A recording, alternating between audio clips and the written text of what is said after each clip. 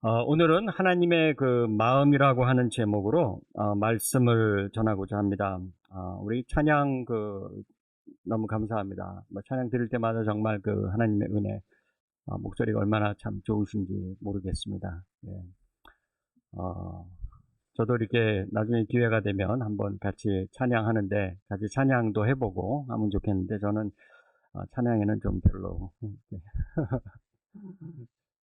오늘 말씀 또 저희가 함께 말라기 말씀을 통해서 은혜를 받고자 하는데, 이제 말라기는 여러분 아시다시피 구약 성경의 마지막 성경이지 않습니까? 말라기를 이후로 약 한 400년 동안 더 이상 하나님의 말씀이 들리질 않습니다. 그래서 그 전에 이제 오늘 읽으신 그 13절에서 이제 말라기 선지자가 이렇게 말합니다. 여호와가 이르노라, 여호와가 이르노라.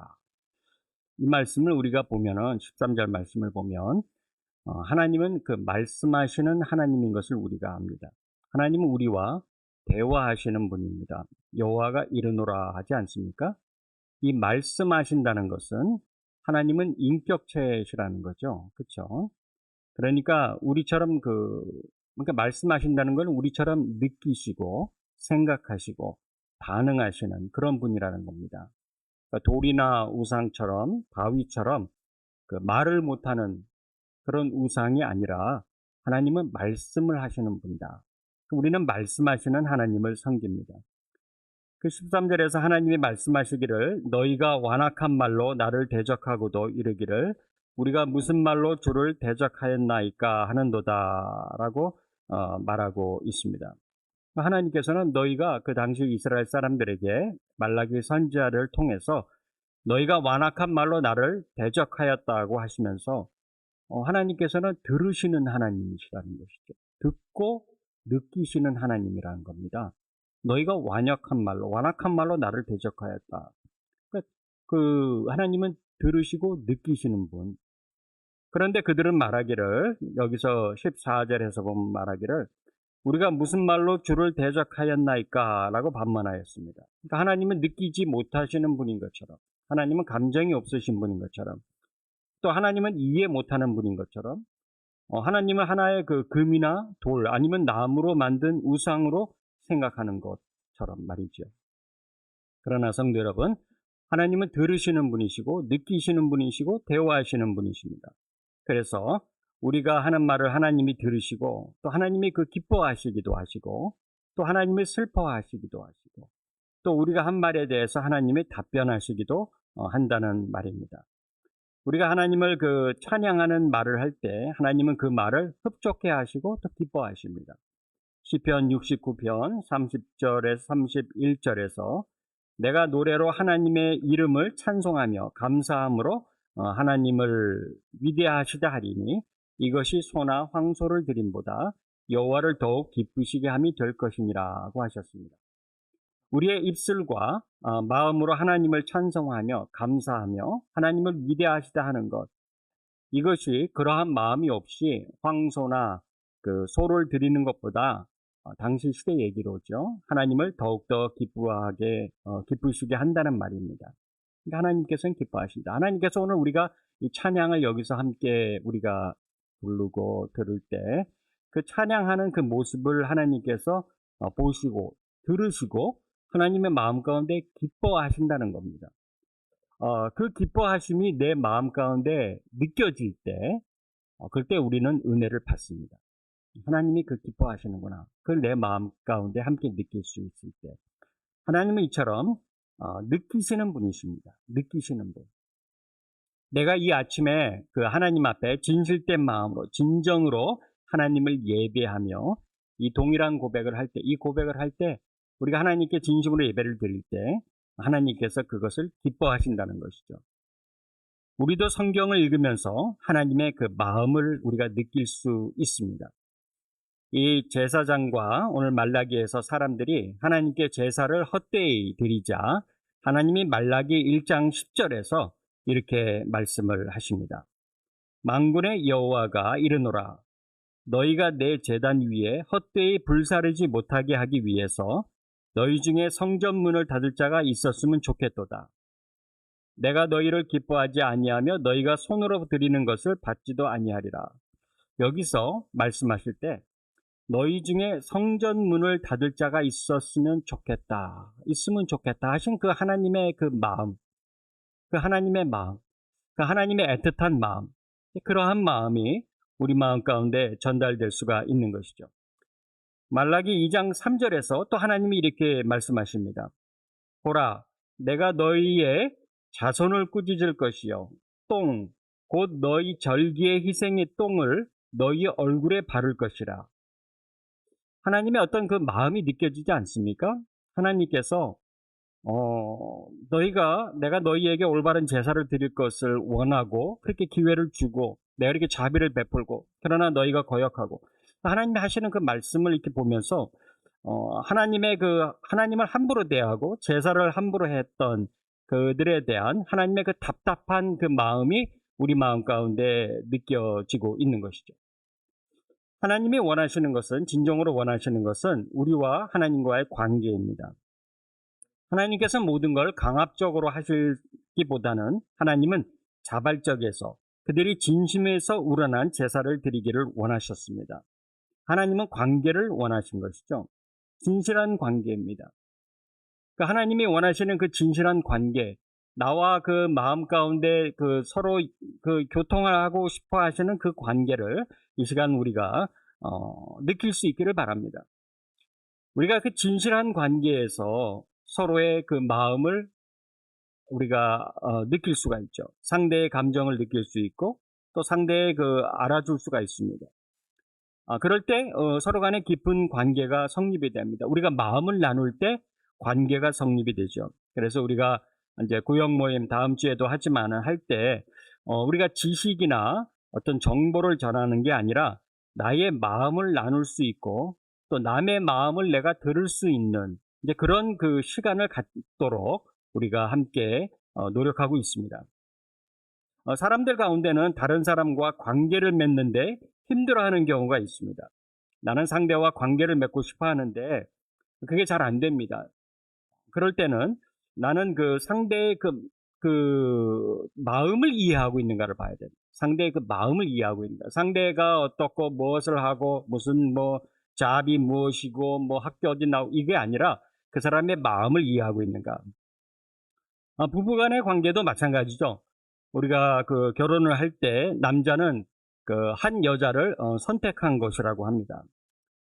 그런데 여자는 결혼을 할 때 자신의 주변의 다른 모든 남자를 포기한 것이라고 얘기를 하죠. 맞죠? 그렇지 않습니까? 내 주변에 아멘이시죠? 예. 내 주변에 남자들이 얼마나 많은데 그 사람을 다 포기한 거거든요. 서로 달라요. 남자들이 여자의 마음을 잘 이해해야 됩니다. 상대의 마음을 이해하지 못하고 알지 못하면 관계가 잘 성립되지가 않습니다. 어떤 분들은 또 그 현실 감각이 아주 월등히 좀 떨어지는 분들이 있습니다. 예술적으로는 굉장히 창조적이고 그런데 현실감이 많이 떨어지는, 그래서 남과의 관계를 잘 이어가지 못합니다. 내가 이렇게 행동하면 상대가 어떻게 느끼는지 그거를 잘 파악을 못하기 때문에 때로는 어려움을 겪습니다. 그래서 우리가 사람과의 관계에서는 이런저런 일들이 있을 수 있습니다. 그러나 하나님과의 관계에서는 하나님의 그 마음을 우리가 성경을 읽으면서 그 마음을 느끼려고 해야 됩니다. 하나님의 관계가 피상적인 그런 관계, 비즈니스적인 그 인포메이션, 정보만 그냥 아는 그런 관계가 아니라 하나님이 말씀하실 때 그 하나님의 심정을 내가 느낄 수 있는 친밀한 관계, 대화의 관계, 그 말씀의 관계가 되도록 우리가 기도하며 그 말씀, 하나님의 마음을 느낄 수 있어야 되는 것이죠. 하나님의 그 마음, 그 말씀 뒤에 있는, 이면에 있는 그 마음을 느낄 때 우리는 하나님과 그 관계를 생성하고 이어나갈 수고 발전해 나갈 수가 있는 것입니다. 오늘 우리가 찬양을 했습니다. 참 이 진심 어린 찬양, 정말 그 하나님의 그 황소를 드림보다 더 기쁘게 받으실 줄로 믿습니다. 예배에 대해서도 가끔 저는 생각을 해봅니다. 이 말씀을, 물론 설교가 중요한 부분이기도 하지만은 그러나 때로는 우리가 예배를 너무 설교의 모든 부분을 할애해서 예배를 드리고 있지는 않은가. 때로는 우리가 하나님께 찬양하는 시간, 정말 우리 마음을 다해서 내가 가진 이 작은 우리가 뭐 어떤 잘하고 못하고를 떠나서 그냥 하나님께만 찬양을 좀 이렇게 드리는 시간을 좀 더 갖는다든가, 아니면 때로는 우리가 기도하면서 하나님께 하나님의 마음을 우리가 쉐어하기 위해서 또 기도하는 시간을 어떤 형편으로든 간에 하나님께 그 예배를 온전히 드리는 또 그러한 것도 한번 생각을 해 보게 되는 것이죠. 오늘 본문 13절의 말씀처럼 하나님은 우리의 말을 들으시는 분이시고 그 말의 근원이 되는 하나님의 이면에 있는 마음을 우리가 느낄 수 있어야 되는 그런 분이심을 우리가 알아야 되는 것이죠. 그래서 우리는 하나님께 우리에 있는 마음을 말로 표현을 해야 됩니다. 영광을 돌릴 수 있기를 바랍니다. 우리가 하나님 앞에 올려드리고 찬양하고 하나님의 이름을 높여드리고, 하나님, 저희가 이 자리에서 하나님께 영광을 돌립니다. 우리가 영광을 돌릴 수 있는 것들은 아무것도 특별한 건 없지만 그냥 이 몸을 가지고 하나님께 영광을 올려드립니다. 이 예배를 하나님 받으시옵소서 하는 그러한 마음을 우리가 할 때, 또 우리 마음 가운데 하나님이 주시는 그래 고맙다, 내가 너희를 고마워한다, 내가 너를 고마워한다, 하나님이 하시는 그 마음을 우리가 느낄 수가 있는 것이죠. 14절에서 말라기 선지자는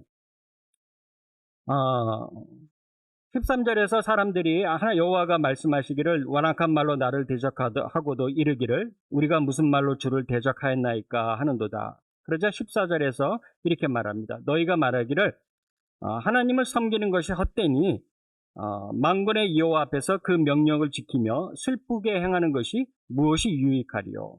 그리고 15절에서 또 말하기를 사람들이 지금 우리는 교만한 자가 복되다 하며 악을 행하는 자가 번성하며 하나님을 시험하는 자가 화를 면한다 하노라 함이라고 하였습니다. 그러니까 이것이 당시 그 사람들의 영적인 상태였습니다. 그 사람들이 말하기를 하나님을 섬기는 것이 헛되다, 만군의 여호와 앞에서 그 명령을 지키며 거룩하게 슬프게 행하는데 그거 뭐가 유익하냐? 또 지금은 교만한 자가 오히려 복되고 악을 행하는 자가 번성하고 하나님을 시험하는 자가 오히려 화를 면한다. 이것이 사회의 시대상인 것이었죠. 이 북이스라엘은 720년, 기원전 722년에 망하고 남유다는 586년에 망하였습니다. 그리고 나서 그들이 포로로 잡혀갔다가 다시 돌아와서 예루살렘 성전을 재건할 수 있는 기회를 그들이 일부 얻었습니다. 그러나 그렇게 하고 율법을 읽고 하나님 말씀을 저희들이 지키고 성전을 회복하면 그러면 뭔가 변화가 있을 줄 알았는데 아무런 변화가 일어나지 않는 겁니다. 그냥 그 외세의 세력 아래에 여전히 있게 된 것이죠. 그러자 그것이 계속되자 15절, 이제 14절, 15절을 읽어보듯이 아무 일도 안 일어나는 사이에 그들은 매우 현실적이 되어 있었습니다. 그들의 신앙이 현실적이 되어 있었어요. 우리에게도 그런 때가 있고 유혹이 있지 않습니까? 우리가 기도를 하면서 하나님 앞에 내가 헌신하고 때로는 기도하고 열심히 내가 신앙생활을 때로는 하기도 하는데 아무 일도 일어나지를 않는 것 같을 때입니다. 도대체 기도를 언제까지 해야 되는지, 아니 기도를 하는데 오히려 그 정반대 방향으로 가고 있는 것처럼 느낄 때도 있습니다. 정말 별다른 일이 일어나지 않을 것 같을 때, 영적으로 메말라가는 것 같을 때, 이때가 지금 그 사람들이 그러한 과정을 지나면서 14절과 15절에서 그들이 했던 말들이거든요. 상황이거든요. 그래서 혹시 이 자리에 그러한 가운데 계신 분이 있다면은 우리가 이 말씀을 거울 삼아서 우리가 조심해야 됩니다. 우리가 기도하면서 열심히 신앙생활하면서 참 아무 일도 안 일어나는 것 같이 느껴질 때 우리가 조심해야 됩니다. 오히려 교만한 자들, 자기 계획대로 자기 생각대로 하는 자들이 오히려 더 잘되고 승승장구하는 모습을 보면서 악을 행하는 자들, 하나님을 시험하는 자들, 하나님을 한번 테스트해보는데도 오히려 더 잘되는 그러한 모습을 보면서 신앙을 열심히 해도 그렇게 큰 변화 다른 게 없네 하면서 현실적이 되지 않도록 우리가 정신을 채우도록 오늘 본문에서 우리에게 주시는 말씀인 것이죠. 우리는 끊임없는 현실의 시험과 유혹에 직면해 있습니다. 성경에서는 우리가 읽기를 예수님은 자기를 낮추는 자가 높아지고 자기를 높이는 자는 낮아진다고 하나님 앞에 자기를 낮추라고 했습니다. 그러나 우리의 현실은 어떻습니까? 자신을 높이지 않으면 누군가가 나를 밟고 올라서는 세상에 우리가 살고 있고, 내가 겸손하면 그로 인해서 오히려 더 손해를 보는 세상, 겸손함으로 낮아짐으로 오히려 교만한 사람들이 더 복을 받고 주일날 교회 안 오고 세상에 나가 살고 하면서도 오히려 더 큰 집에서 잘 먹고 잘 사는 모습을 보면서 하나님 오히려 악을 행하는 자들, 그렇지 않은 자들이 더 복을 받는 것을 우리가 보고 있지 않습니까? 때로는 하나님의 말씀을 따르기보다는 그 말씀을 어김으로 하나님을 시험하는, 그래 아무 일도 안 일어나는 것 같은 그러한 세상, 남들 다 살아가는 방식대로 그냥 다 살아가야, 그래야 뒤떨어지지 않고 살아갈 수 있는 것처럼 보이는, 우리가 그러한 세상에서 혹시 살고 있지는 않은가. 우리가 그 가운데 계속 있다 보면 여기에 물들 수 있고 점점 더 현실적이 되어가는 것이죠. 현실이 되어가는 것이죠. 성도 여러분, 그러나 우리가 기억할 것은 이 시간에 우리가 하나님의 마음을 내 마음 가운데 느끼면서 다시 한번 우리가 다잡아야 될 것은, 우리의 싸움은 현실과 이상의 싸움이 아니라 현실과 이 믿음의 싸움인 것입니다. 우리가 어제 그 교회 창립월을 맞이해서 우리 몇몇 분들 펜실베니아 그 극장에 가서 여호수아를 관람했습니다. 근데 거기서 여리고성 안에 있던 그 기생 라합의 갈등이 아주 잘 표현이 되어 있더라고요. 그러니까 저는 지금까지 항상 성경을 읽으면서 이스라엘의 관점에서 성 여리고성 밖에서의 모습의 퍼스펙티브로 봤지만, 그 연극은 그 안에 있던 사람들, 안에 있는 사람들이 밖을 바라보는 이제 그런 관점에서 아주 흥미로운 그 부분이었습니다. 그 기생 라합의 사건이 가르쳐주는 것은, 그것을 많은 의미가 있지만 그 중에 하나는 구원받은 자는 무리에서 떨어져 나와야 한다는 것입니다. 무리에서 떨어져 나와야 한다는 것입니다. 이게 지난주에 말씀드렸던 그 예수님의 우리 신앙의 그 도전과도 연결이 되는, 지난주 설교에 몇 분이나 기억을 하시는지 모르겠지만은, 그러나 괜찮습니다. 때로는 저도 잘 기억 못합니다. 근데 지난주에 설교했던 그것처럼 그 무리에서 떨어져 나와야 하는, 붉은 줄이 상징하는 것은 하나님의 약속이거든요. 이후 먼 훗날 이루어질 예수 그리스도의 보혈을 상징하는 그 붉은 줄을 의지해서 영적인 이스라엘에 속해야 되는, 그 육적인 이스라엘에 속했지만 라합은 영적인 이스라엘에 속해야 되는, 그래서 그 기생 라합이 입었던 옷도 보니까 의도적으로 붉은 옷을 입었던 것 같아요. 그 메시지거든요. 그래서 우리 그리스도인의 삶은 내가 하나님께 속한 사람인가 아니면 세상에 속한 사람인가의 싸움입니다. 우리가 세상 가운데 있기 때문에 오늘 이 시간 다시 말씀을 통해서 리셋하기를, 얼라인하기를 원합니다. 그러니까 우리가 하나님 앞에 하나님을 섬기는 것, 정말 세상에 속해 있지만 그러나 우리는 거기에서 떨어져 나와서 영적인 이스라엘로 살아야 된다는 그러한 그 도전을 우리가 이제 다시 한번 되새길 수 있기를 원합니다.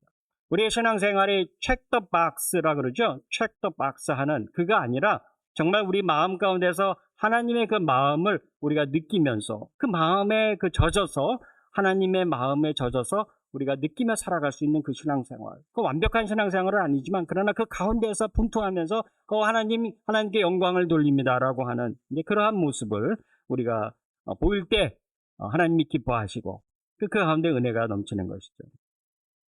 말라기 시대의 사람들은 그래서 현실적이 되었습니다. 지금 우리는 교만한 자가 복되고 악을 행하는 자가 번성하며 하나님을 시험하는 자가 화를 면한다라고 하는 사회생활을 말하고 있는 것이죠.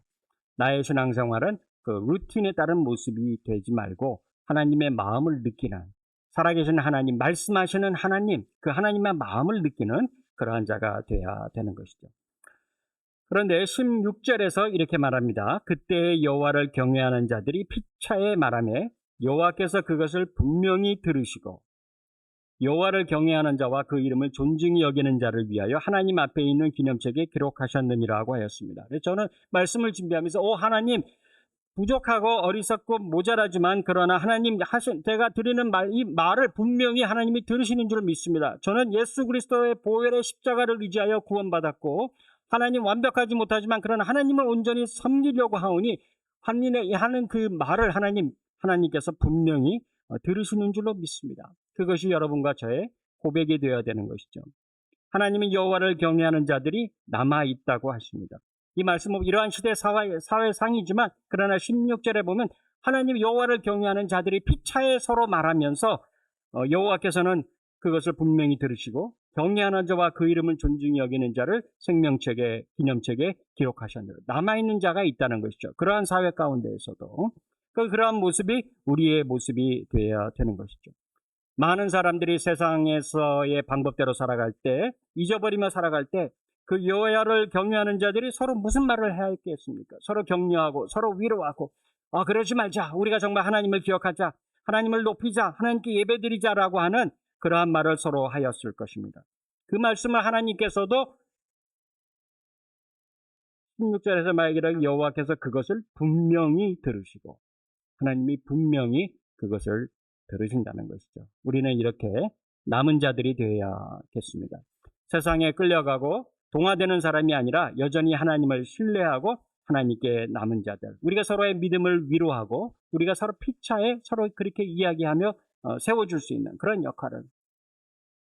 어지러운 시대에도 많은 사람들이 자신의 생각대로 이 사회가 점점 더 살기 어려워지고 힘들어진다고 합니다. 오늘 그 CNN 그 아티클을 잠깐 보다 보니까 이제는 우리가 은퇴하시는 분들이 스스로를 이렇게 뭐라 그럽니까? 파이낸셜리 서포트 할 수 있는 게 점점 더 힘들어진다 그러더라고요. 더 힘들어진다. 뭐 그런 얘기도 있고. 여러 가지 하여튼 좋은 소식은 별로 없는 것 같아요. 점점 더 그러한 소식들만. 사회가 참 복잡해지고. 그러나 16절에서 말하는 것처럼 이 시대에도 열왕기상 엘리야 시대에도 열왕기상 19장 18절에서 엘리야가 이렇게 하나님 앞에 다 죽고 나만 남았다. 하나님을 섬기는 사람. 그러나 하나님 말씀하시기를 그러나 내가 이스라엘 가운데 7,000명을 남기리니 다 바알에게 무릎을 꿇지 아니하고 다 바알에게 입맞추지 아니한 자다. 엘리야가 하나님 나 혼자만 남은 것, 우리만 남은 것 같습니다. 나만 이러다가 손해보는 거 아닙니까? 그러자 하나님께서는 엘리야만이 아니라 우상 바알에게 절하지 않은 신실한 사람 7,000명이 있다라고 하는 말씀을 하는 것이죠. 내가 그 중에 한 사람이 되어야 될 것입니다. 신앙을 다잡을 수 있기를 바랍니다.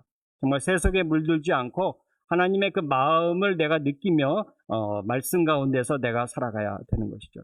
그러한 자들을 어떻게 하시는가? 17절에서 그들을 나의 특별한 소유로 삼을 것이다. 이렇게 말씀을 하셨습니다. 하나님이 이 말씀은 하나님의 언약의 말씀인 것이죠. 하나님께서 시내산에서 이스라엘과 언약을 맺으시면서 출애굽기 19장 5절에서 이렇게 말씀하셨습니다. 세계가 다 내게 속하였나니 너희가 내 말을 잘 듣고 내 언약을 지키면 너희는 모든 민족 중에서 내 소유가 되겠고 하나님의 언약을 내 언약을 잘 지키면 모든 민족 중에서 너희가 내 소유가 되겠다. 그러나 이스라엘은 이 언약을 못 지켰습니다. 말라기에서도 보시듯이 못 지켰어요. 그대로 끝납니다. 구약은. 그래서 예수님이 오셔서 새로운 언약을 주셨습니다. 그것이 바로 피의 언약입니다. 누가복음 22장 20절에서 예수님이 저녁 먹은 후에 잔도 그와 같이 하여 이르시되 이 잔은 내 피로 세우는 새 언약이니 곧 너희를 위하여 붓는 것이라. 새 언약이니. 또한 고린도전서 11장 25절에서 이 잔은 내 피로 세운 새 언약이니 이것을 행하여 마실 때마다 나를 기념하라. 하나님 그 약속을 하나님께서 언약을 세워주셨던 것이죠. 성도 여러분, 정말 그 기생 라합이 그 붉은 줄을 내리면서 그것을 붙잡았던 것처럼 우리의 신앙도 나의 삶도 이 언약 그 예수 그리스도의 피를 붙잡고 기다릴 수 있는 그러한 삶이 우리에게 있어야 될 것입니다. 그리고 이어서 18절에서 이렇게 말을 합니다. 17절에서 그리고 18절에서 이렇게 말합니다. 17절에서 이렇게 말합니다.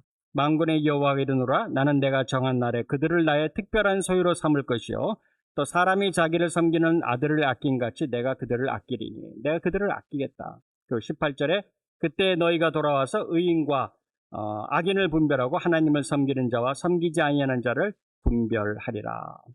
성도 여러분, 지금까지 우리가 살아가는 삶에 있어서는 모든 것이 혼란해 보입니다. 복잡해 보입니다. 그런데 선과 악이 섞여 있는 것 같고 정말 절대적인 진리가 어디에 있는가, 정말 하나님을 믿는다, 예수님을 믿는다 하지만 정말 이 가운데서 무엇이 어떻게 어떤 식으로 유익이 있고 어떤 식으로 변화가 있고 정말 무엇이 어떻게 세상이 이렇게 돌아가고 있는데 이 가운데서 믿음을 어떻게 지켜야 되는가, 복잡해 보이고 혼란해 보입니다.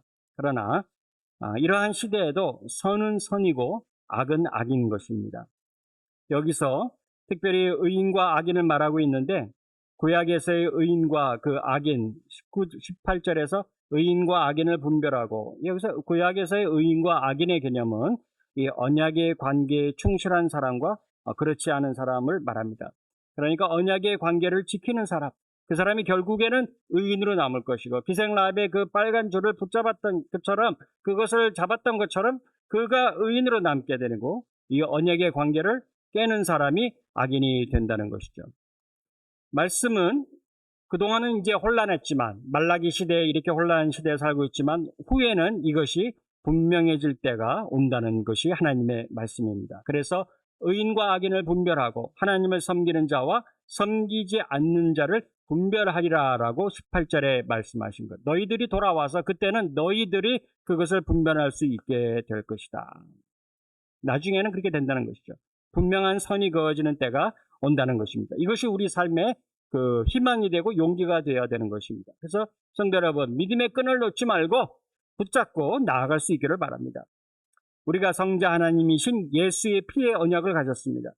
그리고 우리 안에는 성령 하나님이 임재해 계십니다. 이 말씀에 사람의 말이 지금 전하고 있지만 그 성령 하나님이 여러분의 마음 가운데 무언가 깨달음을 주시고 뭔가 마음을 터치해 주시기를 이 시간 간절히 바라는 마음으로 말씀을 전해드리고 있습니다.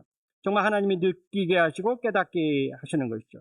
우리가 그 피의 언약을 가진 사람으로서 세상에서 그 언약을 잊지 않고 성령 하나님이 내 안에 주시는 그 말씀에 순종하며 살아가려고 하는 그 노력을 할 때 하나님은 그 모습을 기뻐하십니다. 하나님은 완벽한 모습을 기뻐하시는 것이 아니라 하나님은 우리가 노력하는 모습, 하나님을 섬기려고 하는 그 마음, 작은 마음, 그것을 보시고 하나님이 기뻐하신다는 것이죠.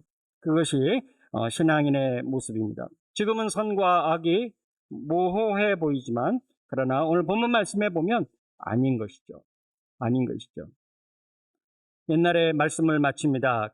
옛날에 그 성철 스님이라고 하는 분이 계셨는데 그분의 유명한 말, 물론 그 이전에도 있던 말이지만 그분이 산은 산이요 물은 물이로다 하는 그 유명한 말을 한 적이 있습니다. 이 말은 그 깨달음의 과정을 말해주고 있습니다. 그러니까 깨달음을 얻기 전에는 산은 산이고 물은 물이었습니다. 그러나 깨달음의 과정에서는 그 모든 것을 의심합니다. 수행하는 동안에 산은 산이 아니고 물은 물이 아닙니다. 그러니까 내가 가지고 있는 모든 것을 의심하면서 본질을 찾으려고 합니다. 그리고 깨달음을 얻고 난 후에는 다시 산은 산이고 물은 물입니다. 깨달음을 얻고 난 후에는 다시 평범한 일상으로 돌아오지만 이전과는 전혀 다른 깊이와 자유로 세상을 바라보게 되는 것을 뜻합니다. 우리가 신앙생활 하면서 산이 산인 것을 어떻게 확신할 수 있고 물이 물인 것을 어떻게 확신할 수 있는지 혼동이 올 때도 있고 혼란이 올 때도 있습니다. 그러나 우리가 하나님의 말씀을 내 시각으로 바라보면 정말 산이 어쩔 때는 물인 것 같고 또 물이 산인 것 같습니다. 그러나 하나님의 말씀은 우리의 시각으로 바라보는 것이 아니라 하나님의 시각으로 바라보아야 됩니다. 하나님이 산이라고 하신 것은 산이고 하나님이 물이라고 하신 것은 물인 것이죠. 우리가 이 깨달음에 들어가서 살아갈 수 있어야 됩니다. 깨달음이 우리에게 있는 것, 하나님이 우리에게 그러한 깨달음을 주시기를 우리가 간구하며 살아가야 되는 것인데 18절에서 그때 너희가 돌아와서 의인과 악인을 분별하고 하나님을 섬기는 자와 섬기지 아니하는 자를 분별하리라. 때가 온다는 것이죠. 산이 산이고 물이 물이 됨을 알게 된다는 것입니다. 하나님의 말씀이 변하거나 혼란하게 된 것이 아니라 나의 기준이나 하나님의 말씀을 바라보는 나의 시각이 상황에 따라 변하는 것입니다. 그렇게 되면 될수록 우리의 신앙은 혼란해지고 복잡해지고 타협에 머무를 수밖에 없습니다. 그러나 우리가 때로는 정말 이러한 예배를 통해서 다시 말씀으로 돌아와서 정말 이 말씀을 통해서 하나님이 나에게 챌린지 하시는 것이 무엇이고 나에게 하시는 말씀이 무엇이며 내가 이 말씀을 있는 그대로 하나님 받아들이겠습니다. 하나님이 산이라고 하신 것은 산이고 하나님이 물이라고 하신 것은 물임을 그냥 받아들이며 우리가 깨달은 자로서의 삶을 살아가겠습니다라고 이 시간 고백할 때 하나님이 우리에게 살아갈 수 있는 그 힘과 용기와 그 위로를 우리에게 더해 주시는 것이죠. 성도 여러분, 이 시간에 우리의 그 하나님의 마음을 느낄 수 있기를 바랍니다.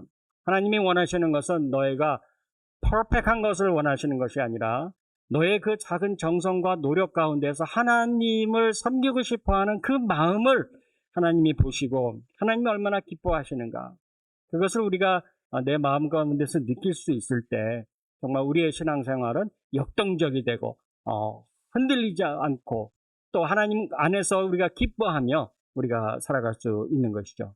또 그러한 삶이 우리 가운데 또 넘쳐나기를 또 바라서 주님의 말씀으로 부탁을 드립니다.